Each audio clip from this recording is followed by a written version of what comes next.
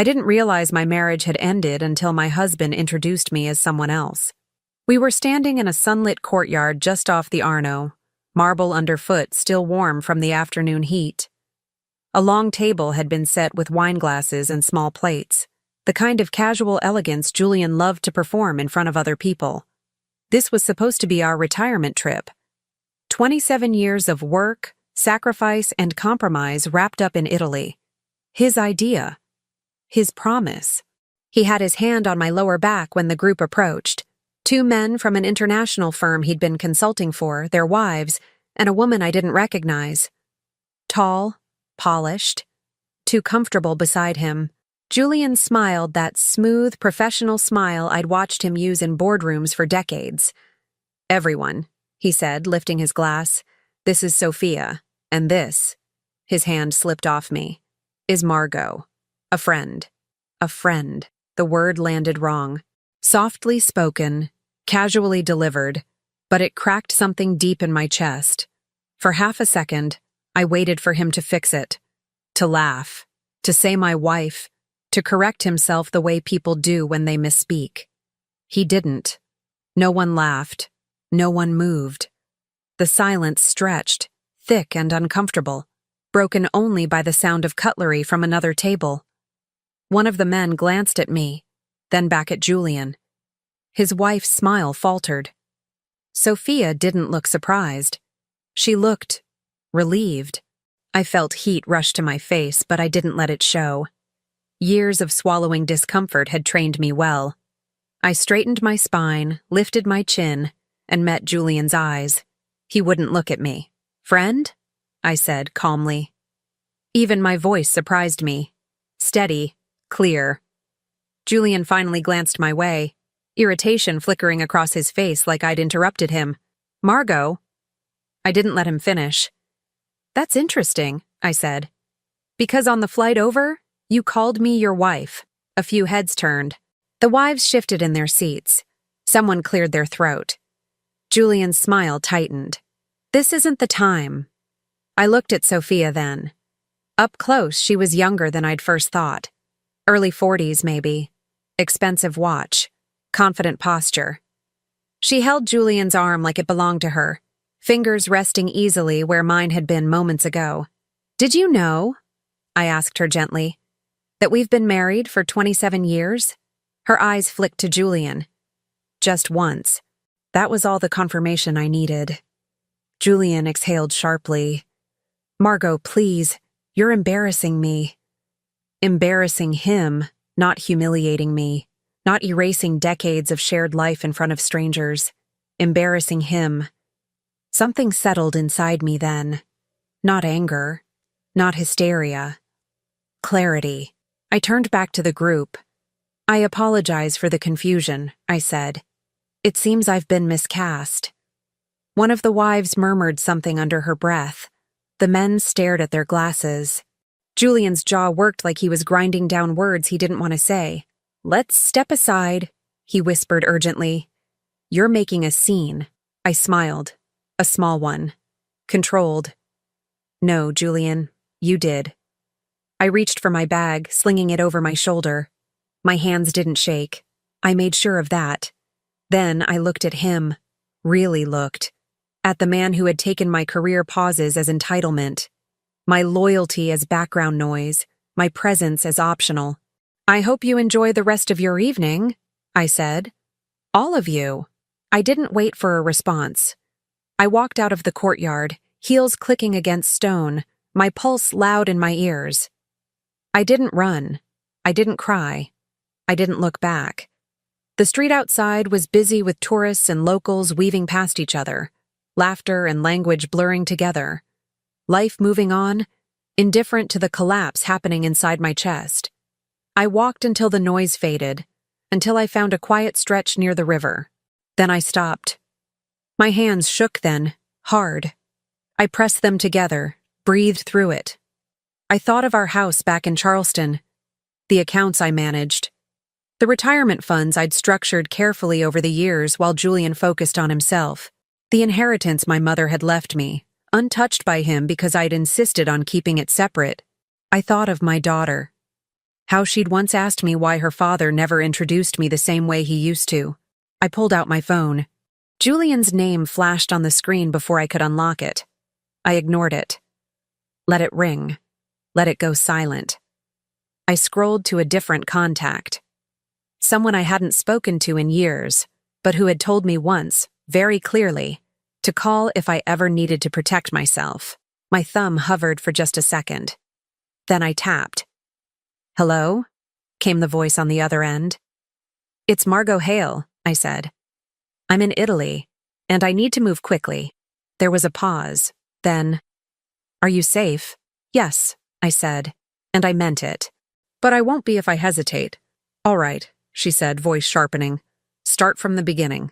I looked back toward the direction of the courtyard, imagined Julian still standing there trying to smooth things over, confident I'd fold like I always had. I didn't smile this time. "I've just been publicly replaced," I said, "and I'm done being quiet." The call ended with instructions, with steps, with options.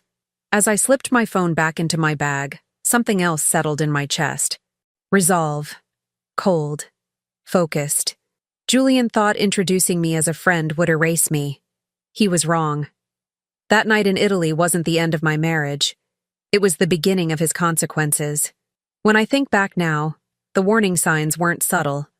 I just treated them like inconveniences, things you work around when you're committed to a life you've already built. Julian and I met in our 20s, both ambitious, both certain we were building something lasting. He was charming in that controlled way men are when they expect to be taken seriously. I believed in him early. I believed in us. When opportunities pulled him forward, I adjusted. When his career demanded more time, more travel, more attention, I became the one who absorbed the shockwaves. That was the bargain, unspoken but clear. I stepped back so he could step up. I turned down a promotion when our daughter was born because his schedule was non-negotiable. I managed the household, the calendars, the finances. I made sure taxes were filed, investments diversified, retirement accounts properly shielded. Julian liked to say money stressed him out. I handled it quietly, competently, because someone had to. For years, I told myself this was partnership. That sacrifice evened out over time. But somewhere along the way, Julian stopped seeing me as the reason his life functioned and started seeing me as part of the furniture. Reliable, invisible, replaceable. The changes came gradually. He stopped asking my opinion before making big decisions. He traveled more but shared less. Conversations became logistical, necessary, efficient.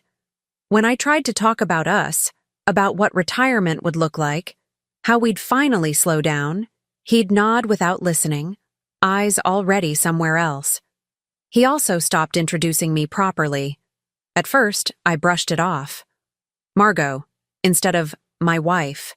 Then, "This is Margot. We've been together forever." Like I was a colleague he'd survived a project with. I noticed the way his tone shifted around younger women, brighter, lighter. I noticed the way he straightened his jacket when they entered a room. I noticed. I just didn't confront it. Because confronting it would mean admitting that the life I'd organized so carefully might be hollow. The finances were the one place I never relinquished control. Not because I was suspicious, at least not consciously, but because my mother had taught me differently. When she passed, she left me a modest inheritance and one piece of advice. Never let someone else hold the keys to your future. I listened. The inheritance stayed separate. Retirement accounts were structured with protections Julian never questioned. He trusted me. Or more accurately, he never thought I'd use that trust against him. Our daughter, Claire, no, not Claire, Isla, grew up watching us the way children do, quietly absorbing patterns adults think are invisible. She adored her father, but she saw things I pretended not to. "Mom," she'd said once, years ago, "why does Dad talk over you when other people are around?" I laughed it off then, made excuses, told her it didn't matter. But it mattered. By the time Isla left for college, Julian was already halfway gone. He stayed out later when he was home, guarded his phone, took calls in other rooms. When I asked about it, he accused me of being suspicious, dramatic, bored. He said retirement had me imagining problems that didn't exist. I wanted to believe him. Italy was supposed to reset us. His idea again. A celebration, he said. A new chapter. I packed with cautious hope, ignoring the way he booked separate excursions, scheduled dinners with contacts, kept his phone face down on every surface. And then came the courtyard. The introduction. The erasure. After that night, I didn't sleep. I sat in the hotel room Julian never came back to, replaying moments I'd dismissed. Late-night client dinners. The sudden interest in his appearance. The way he'd stopped touching me months ago, claiming stress, age, distraction. By morning, I wasn't confused anymore. I called Isla. She answered on the second ring, her voice thick with sleep.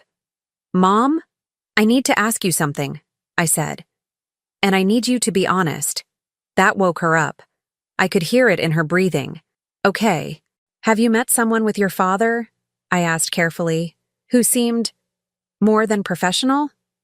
There was a pause. Too long. "Mom," she said quietly, "I didn't know how to tell you." My stomach tightened. "Tell me now." She exhaled. "At Thanksgiving. He brought a woman to the house when you were out with Aunt Ruth. He said she was a colleague. But they didn't act like colleagues." "How?" "She moved like she belonged there," Isla said. "Like it wasn't her first time. And when she left, Dad told me not to mention it because you were sensitive lately." Sensitive. The word felt familiar. Weaponized. "Why didn't you say anything?" I asked. "I thought you knew," she said. "And when I realized you didn't, I didn't want to hurt you." I closed my eyes.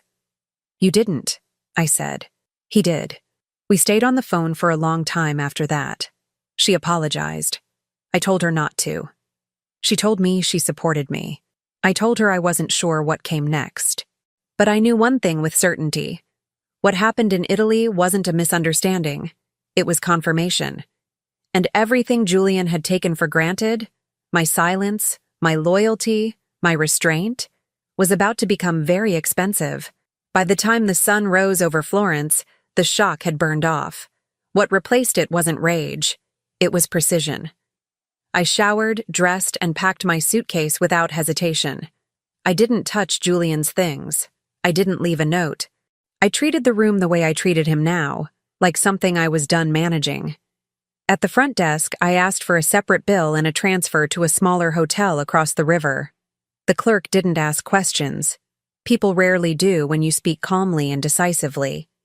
Once I was alone again, I sat on the edge of the bed, opened my laptop, and began. The woman I'd called the night before hadn't wasted time. By morning, I had emails waiting, documents, instructions, a checklist that turned chaos into steps. I followed it line by line. First, access. Every shared account Julian and I had. Frozen. Not emptied. Frozen. That distinction mattered. It wasn't theft. It was containment. Retirement funds protected. Joint credit lines paused. Travel cards restricted. I moved quietly, efficiently, the way I always had when I was protecting our future. Only now, I was protecting mine. Second, legal footing. I scheduled a virtual consult with a divorce attorney back home, one who specialized in high-asset separations and didn't confuse politeness with weakness. She listened while I explained the public introduction, the years of financial management, the separate inheritance. "Do not warn him," she said when I finished. "Let him discover the changes organically." That word, organically, made me smile for the first time in days. Third, documentation. I pulled bank statements, account histories, property records. I saved copies to a secure drive Julian had never known existed. I took screenshots of calendar overlaps, travel receipts, anything that showed pattern instead of coincidence. Years ago, I'd been teased for keeping things so organized. Now, organization was leverage. I texted Julian once, just once. "I've moved hotels. I'll be back in Charleston early. We'll talk then, nothing else." His response came seconds later. "What are you doing? This is ridiculous." I didn't reply. Instead, I booked my flight home, changed my seat, upgraded with points I'd earned managing accounts he barely glanced at. I notified the airline not to accept changes from anyone else on the reservation. Fourth, home base. I emailed our real estate agent, the one who trusted me because I'd always been the one handling paperwork. I asked for a valuation update for planning purposes. I scheduled a meeting for the week after my return. I contacted the accountant, requested a temporary hold on discretionary spending tied to Julian's consulting income until clarification of marital status. No drama, no accusations, just action. By midday, my phone started vibrating relentlessly. Julian called, then called again, then left a message. "Margot, stop this," his voice said, clipped and annoyed. "You're overreacting. We need to discuss this privately." Privately. That was always his preference. Silence, containment. A version of events he could manage. I listened once. I didn't save it. When the hotel door knocked, I thought it might be him. Instead, it was a courier delivering paperwork from the Italian branch of our bank. Confirmations, stamped and signed. I thanked him and closed the door. For the first time in years, my pulse felt steady. I flew home the next morning without Julian. I watched Italy disappear beneath the clouds and felt nothing but relief. Whatever fantasy he'd built there could stay with him. Charleston greeted me with humidity and familiarity. I drove straight home, unlocked the front door, and walked through the house like someone assessing an asset instead of a memory. I packed Julian's essentials into labeled boxes: clothes, documents, personal items. I didn't throw anything away. I didn't damage anything. I simply separated. By the time he landed back in the States, the locks had been reprogrammed, not changed, just updated. Temporary codes, time-limited access, legal, clean. I was pouring a glass of water when my phone rang again. This time, his tone was different.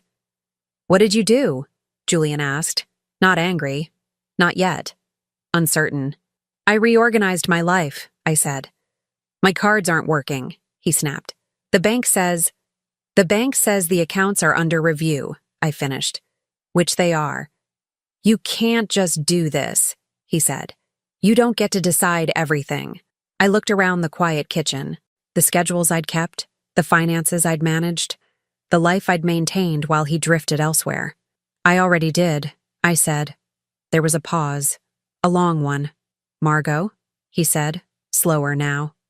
"You're making a mistake." I almost laughed. "No," I replied. "I'm correcting one." I ended the call before he could respond. For the first time since Italy, Julian sounded exactly like a man who'd just realized he no longer knew where the ground was. The consequences didn't arrive all at once. They spread. Julian felt them first through inconvenience. Small things that irritated him before they frightened him. A declined card at the rental counter. A hotel asking for an alternate payment method. His assistant texting to ask why the corporate account had been flagged for review. He called me again. I didn't answer. By the third day, inconvenience had turned into panic. I heard about it through other people before I heard it from him. That alone told me everything I needed to know. Our accountant called first. Careful voice, neutral language. "Julian reached out this morning," he said. He seemed confused. "About?" I asked. "About why spending approvals now require your sign-off." "They always did," I said. He just never noticed. There was a pause on the line. Then a quiet, respectful, "Understood." The real shift happened when the social circle began to adjust. Julian had always relied on proximity. Dinners, golf, casual drinks where narratives could be shaped before questions were asked. But distance strips that advantage away. When people don't have the full story, they wait. When they sense instability, they hedge. Invitations slowed. Calls went unanswered. One of the wives from the Italy dinner reached out to me directly. A short message. Polite. Measured. "I hope you're all right." That night was uncomfortable. I wanted you to know I noticed. I didn't reply. I didn't need to. The acknowledgement itself was enough. The woman from Italy, Sophia, felt it next. Her professional circle overlapped with Julian's more than either of them had anticipated. Consulting is small that way. People talk, especially when timelines don't add up. A colleague forwarded me a message she'd received, not realizing the irony. There's chatter about Julian Hale. Something about misrepresenting personal circumstances on recent contracts. You might want to distance yourself. Distance was exactly what Sophia began to do. She stopped answering Julian's calls, then blocked him, then quietly removed photos from social media. She didn't defend him. She didn't clarify. She vanished. That absence did more damage than confrontation ever could. Julian showed up at the house unannounced on the fourth day. I watched him through the camera feed before opening the door. He looked smaller somehow, rumpled, uncertain. The confidence he'd worn so easily in Italy had cracked. "Why didn't you tell me you were doing all this?" he demanded the moment I opened the door. "I did," I said. "I told you in Italy. You just didn't listen." "This is spiraling," he said. "People are asking questions." I stepped aside and let him in, but I didn't offer him a seat. "Good," I said. "They should." He ran a hand through his hair. "Sophia won't return my calls." I didn't react. "My assistant says there are rumors," he continued, "that I misled partners, that my personal situation could affect upcoming deals." "That's unfortunate," I said. "You're enjoying this," he accused. "No," I replied. "I'm observing it." He stared at me, searching for something. Emotion, hesitation, regret. He didn't find it. "This was never supposed to blow up," he said. "It was contained." Contained. The word again. "Affairs often are," I said. "Until they aren't." He swallowed. "Can we fix this? Quietly?" I shook my head. "That option expired when you introduced me as a friend." He left shortly after, slamming nothing, breaking nothing. That restraint told me he still believed there was a way back. That belief was fragile. Dangerous for him. That night, Isla called. "He showed up at my apartment," she said. "Said he was worried about you." "And?" I asked. "And I told him he should have been worried sooner." She paused. "Mom." He looked scared. I closed my eyes. "Good," I said softly. The first consequences had landed. Not loudly, not dramatically, but they were real. And Julian was finally beginning to understand that what he'd lost wasn't just me, it was control. The second confrontation didn't happen by accident. I chose the timing, I chose the place, and I chose the audience. It was a charity gala Julian had insisted on attending every year, a polished, respectable event held at a restored waterfront venue downtown. Donors, board members, press. The kind of room where reputations were currency and whispers traveled faster than sound. Julian assumed I wouldn't show. That assumption was his mistake. I arrived alone, calm, composed, dressed the way I always had for events like this, not to provoke, not to perform, but to be unmistakably present. Conversations paused when people recognized me. Smiles flickered, uncertain. People weren't sure which version of the story they were allowed to acknowledge yet. That uncertainty worked in my favor. Julian spotted me from across the room and froze. I saw it happen in real time. The moment he realized he no longer controlled the variables. He excused himself from a group and moved toward me, urgency sharpening his steps. "This is not appropriate," he hissed as he reached me. "You shouldn't be here." "I was invited," I said evenly. "As your wife." His jaw tightened. "We agreed to handle this privately." "No," I said. "You suggested that." I declined. A small circle had formed around us without anyone meaning to. People pretending to admire artwork, to check phones, to listen without appearing to listen. Julian lowered his voice. "You're going to humiliate me." I looked at him, really looked. "You already did that," I said. "I'm just making sure the record is accurate." Before he could respond, the event coordinator stepped onto the small stage near the center of the room. A microphone squealed softly, then steadied. "We'd like to thank one of our longtime supporters," she said, "Julian Hale, for his continued commitment." Julian's face lit with reflexive relief. Familiar ground, applause, validation. I stepped forward. "Actually," I said, loud enough to carry but calm enough to sound reasonable, "I need to clarify something before this continues." The room went silent. The coordinator looked startled. Julian turned sharply. "Margot, don't." I took the microphone from the stand gently. No tugging, no drama. "My name is Margot Hale," I said, "and I'm Julian's wife. We've been married for 27 years. A ripple moved through the room, not gasps, murmurs, recognition. "I'm aware there's been some confusion lately about my role," I continued, "including an instance abroad where I was introduced as something else." Julian reached for the microphone. I stepped back half a pace. "I won't take long," I said, "but I won't be misrepresented again." Someone in the crowd whispered my name. Someone else lifted a phone. "I supported Julian's career for decades," I went on, "managed our finances, built the stability that allowed him to stand here tonight, and I wanted on record that I did not step away from this marriage." I paused, letting the silence do its work. "He did," the room exhaled. Julian looked like he might speak, but nothing came out. His mouth opened, then closed. I handed the microphone back to the coordinator. "Thank you," I said. "That's all." I turned away before anyone could applaud, or argue, or intervene. I didn't see Sophia at first. Then I did. She stood near the back, pale, rigid, eyes fixed on Julian like he'd betrayed her too. When he finally noticed her, relief crossed his face. He started toward her. She stepped back.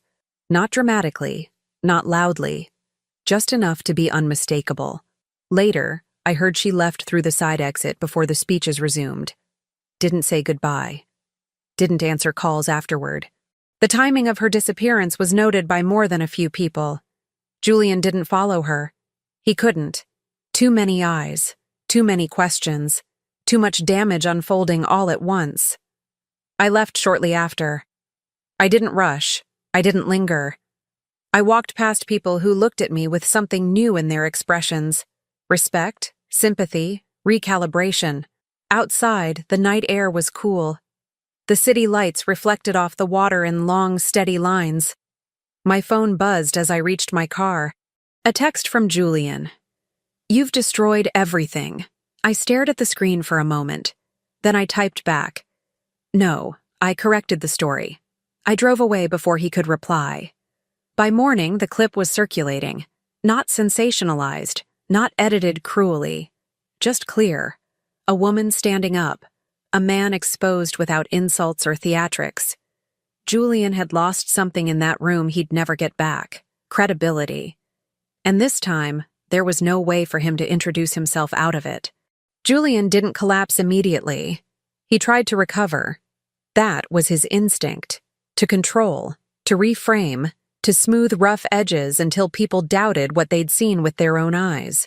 The morning after the gala, his version of events began circulating quietly. Not statements, conversations, carefully placed calls. He framed it as a misunderstanding. A private marital issue that had been mishandled publicly. He told people I was overwhelmed, struggling with the transition into retirement, prone to dramatic gestures. He never denied the introduction in Italy. He just minimized it. But damage control only works when there's no evidence waiting to surface. By noon, there was. A board member from the gala shared the clip with a journalist friend. Not maliciously, just conversationally. The journalist recognized the value immediately. Not scandal, exactly. Something cleaner, sharper. A story about credibility. The article didn't accuse, it asked questions. Consultant's personal turmoil raises concerns about disclosure practices. It outlined timelines. Italy, the gala. The contradiction between friend and wife. It quoted my words exactly: calm, measured, unassailable. Julian panicked. He called me 6 times that afternoon, left 3 voicemails. "This is getting out of hand," one said. "You need to help me shut this down." Another, "They're calling my office. This isn't fair." The last one was quieter. "I never meant for this to hurt you." That was the first time he'd said that.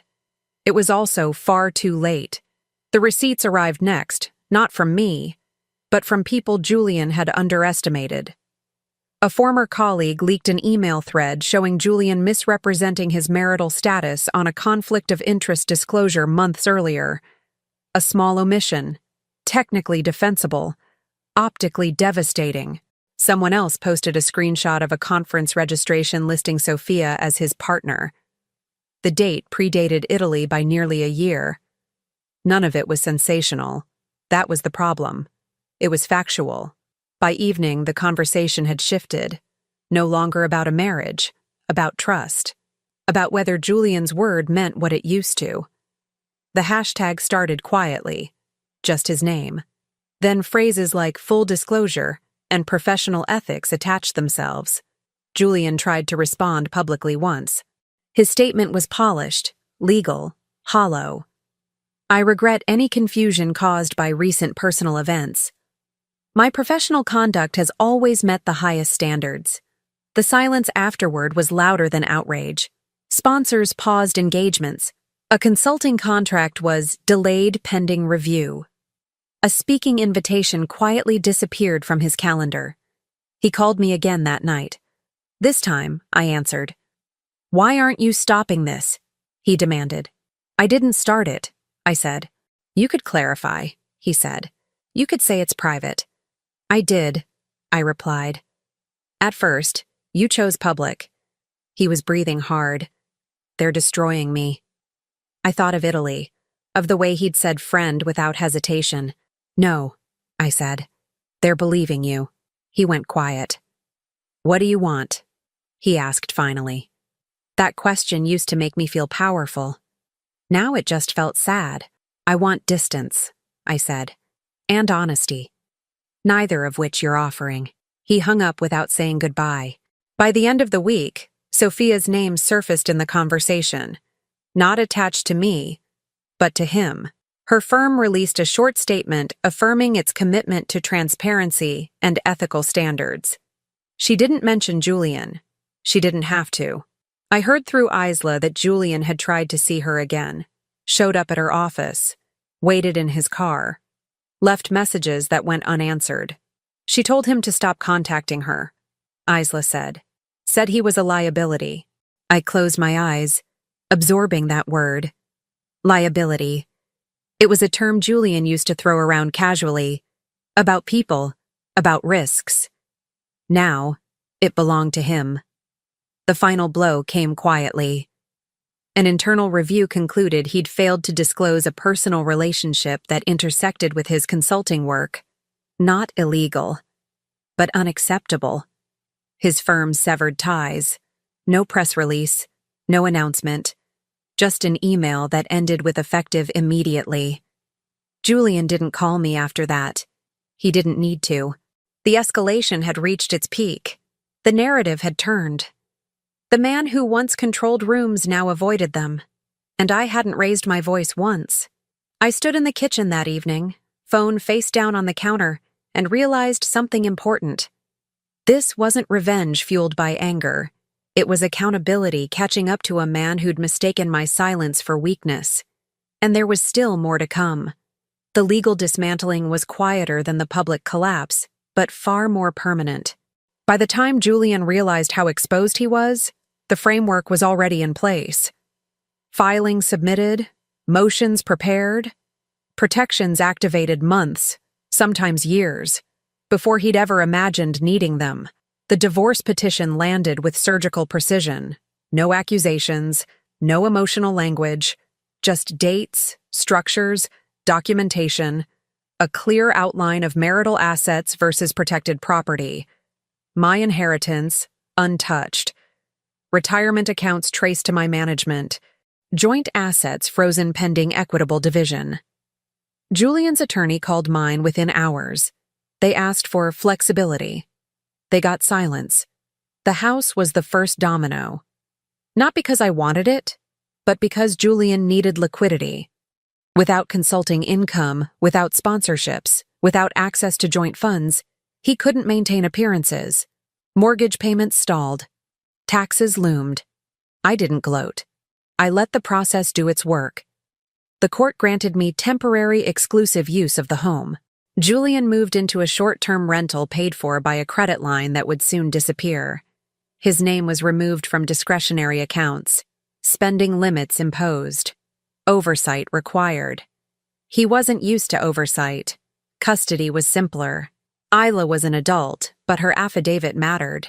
She wrote clearly, calmly, about trust, about deception, about how watching her father rewrite reality had changed her view of him permanently.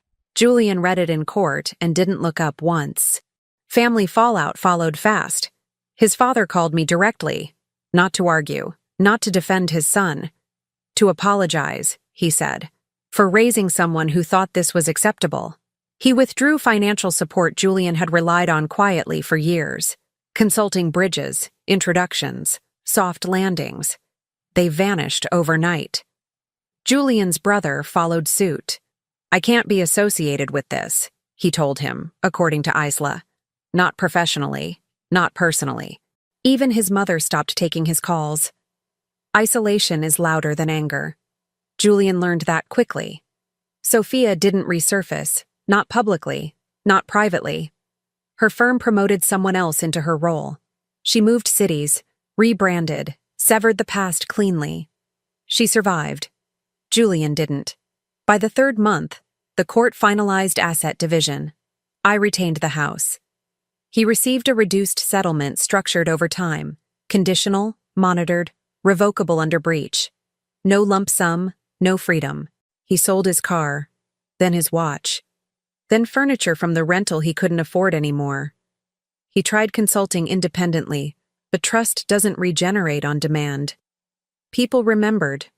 Carefully, quietly. I heard he spent a few weeks sleeping on a friend's couch. Then there was no friend.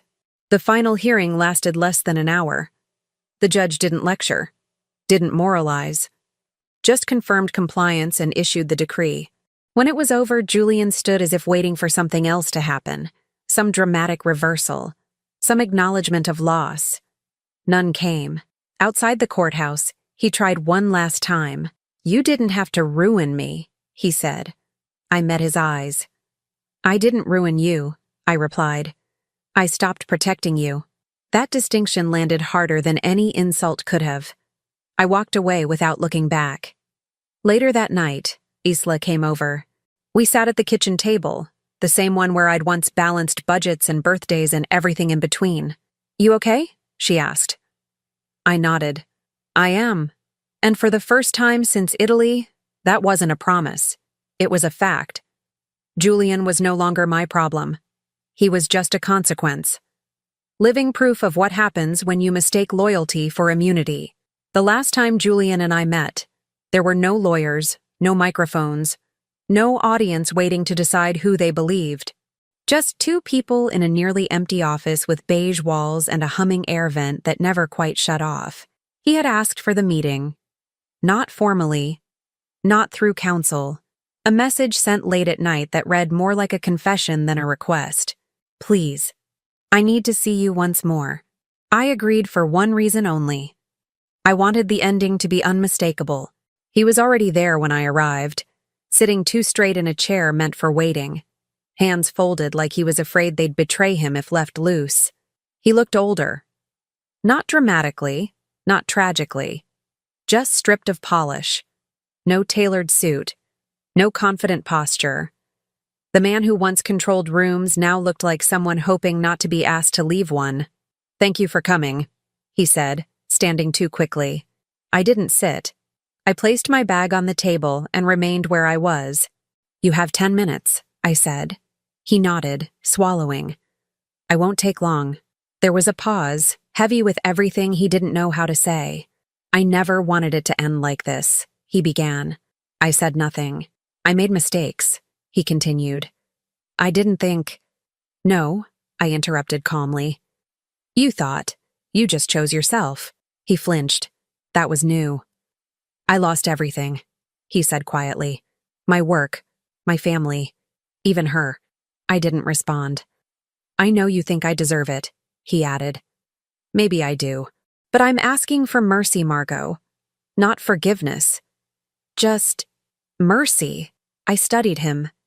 The man who had once told me I was embarrassing him in front of strangers. The man who had rewritten our marriage as an inconvenience. The man who had assumed I'd stay silent because I always had. What does mercy look like to you? I asked. His eyes flickered with hope. A pause. Some relief. You could release part of the settlement early. Write a letter clarifying that my professional conduct wasn't affected by personal matters. I almost smiled. So, I said, you want me to fix your reputation? He hesitated. You always knew how to manage things. There it was, the final misunderstanding. I managed us, I said. You dismantled that. He stood, pacing now. I didn't mean to replace you. But you did, I replied. Publicly, casually, without hesitation. He stopped. I was confused. No, I said again. You were comfortable. His shoulders sagged. I don't know who I am without you.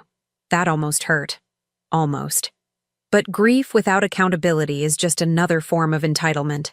You don't get to make that my responsibility, I said. He rubbed his face with both hands. I'm asking you not to finish me. I tilted my head slightly. Julian, I stopped that process the moment I walked away in Italy. Everything since then has been consequence, not punishment.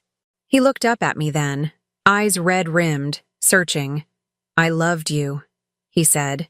I let the silence stretch before answering. I believe you loved what I provided, I said. Stability, silence, protection. I don't believe you loved me enough to honor me.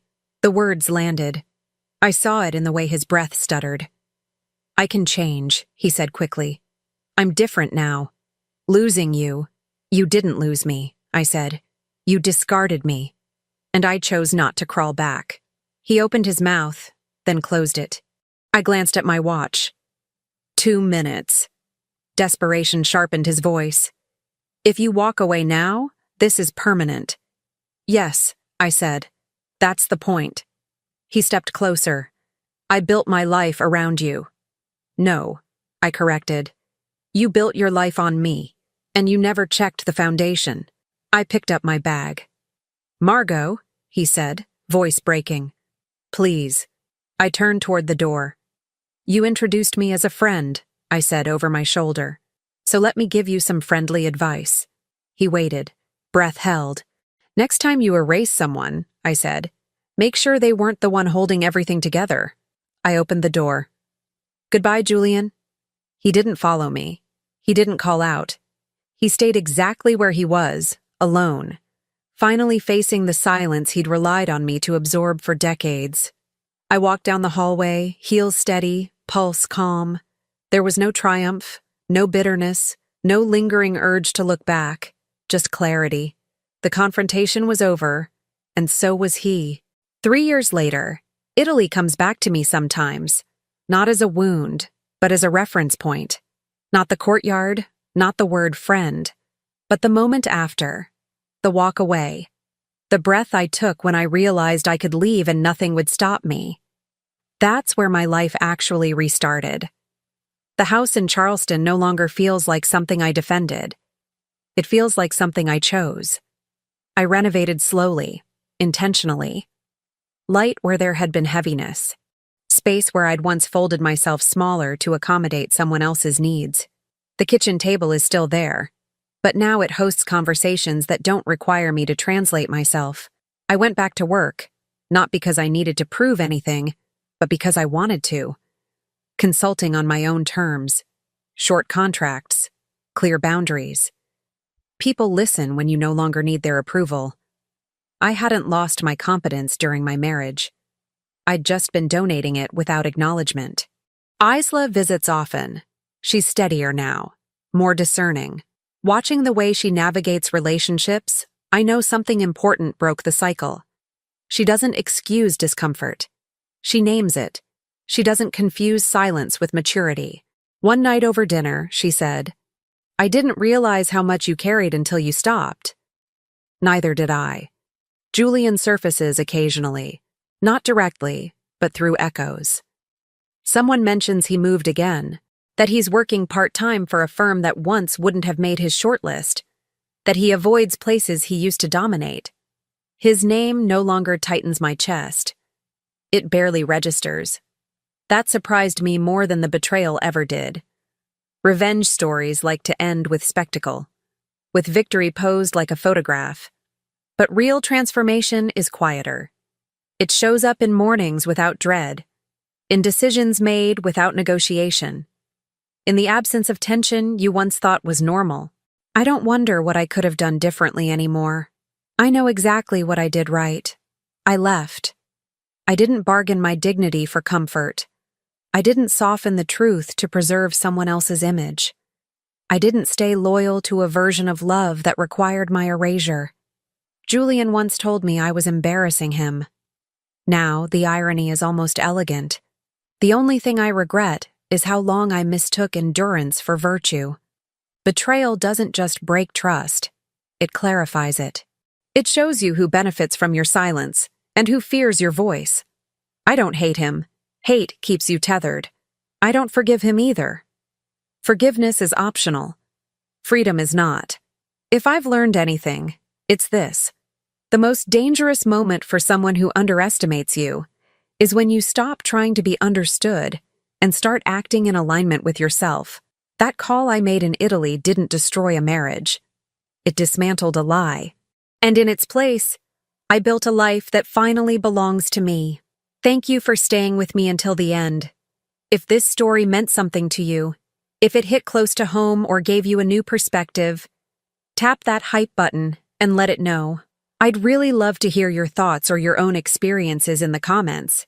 This space exists for real stories and real voices. And if you want more powerful, true-to-life stories like this, make sure you hit the subscribe button and leave a like. Your support keeps these stories alive.